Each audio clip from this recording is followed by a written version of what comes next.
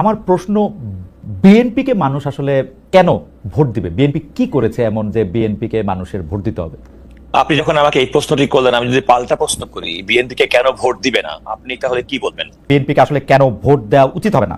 আমরা বিএনপির শাসনামল 2001 থেকে 2006 সাল যেটি দেখেছি, সেটি দেখেছি ঘুষ, দুর্নীতি, দুঃশাসন, অপশাসনের একটি মহোৎসব।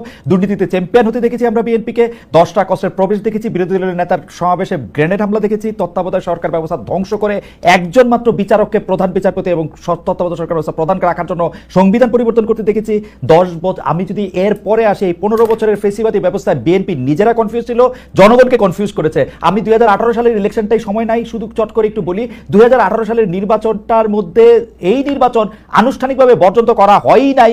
সেই নির্বাচনে কারচুপি সম্পূর্ণভাবে নিশ্চিত হওয়ার পর বিএনপি তার সংসদ সদস্য 6 জন বা 5 জনকে শপথ নিতে পাঠিয়েছে এবং মহিলা সদস্য আসলে কোটাটাও নিয়েছে। তারেক সাহেবের কথা যদি বলি, আমরা দেখেছি তারেক সাহেব এই সময়ের মধ্যে সবচেয়ে ভালো ভালো কথাগুলি বলতেছেন, সে কথা সত্য, কিন্তু তার কথা যে কেউ শুনতেছেন না, সেটি হচ্ছে যে তারেক সাহেবের দলের লোকেরাই তার কথা শুনতেছে না। সেজন্য চাঁদাবাজির থেকে শুরু করে বিভিন্ন সন্ত্রাস, থানাঘেরাও এগুলি কিন্তু চলতেছে এবং তারেক সাহেবকে বারবার বলতে হচ্ছে। এই ভোলার তজুমুদ্দিনে চাঁদা না পেয়ে স্বামীকে বেঁধে মারধর ও স্ত্রীকে দলবদ্ধ ধর্ষণের ঘটনায় একজনকে আটক করেছে পুলিশ।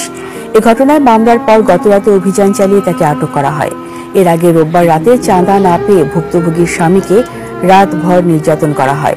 ভুক্তভোগী নারীর অভিযোগ, শ্রমিক দলের নেতা ফরিদ উদ্দিন, তার সহযোগী আলাউদ্দিন, ছাত্রদল নেতা রাসেল সহ 5 থেকে 7 জন তার স্বামীকে নির্যাতন করে। পরে বাড়ি একটি কক্ষে ফরিদ ও আলাউদ্দিন মিলে ওই নারীকে ধর্ষণ করে।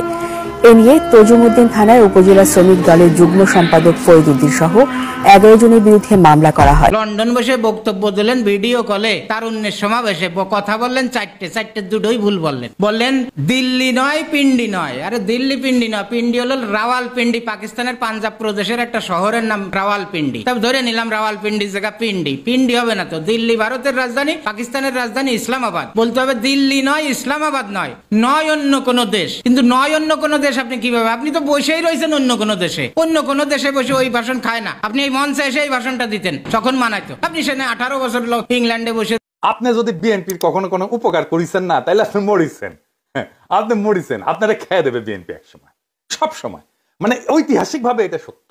মানে 1975 15 আগস্টে সোহরাওয়ার্দীর বডিগার্ডরা জয় বাংলা কইরা বিএনপির উপকার করেছিল না?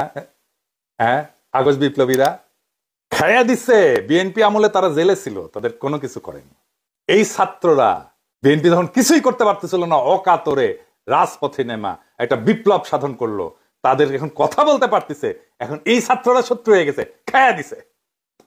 বিএনপি নিয়ে যখন কেউ কিছু বলতো না, যখন কেউ ডিফেন্ড করতো না, তখন এই শর্মা ডিফেন্ড করছিল বিএনপিকে। একবার না একাধিকবার প্রত্যেকটা বিষয়ে ডিফেন্ড করছে। আর আমার সাথে সেই শত্রুতা করে, যেই পাতে খায়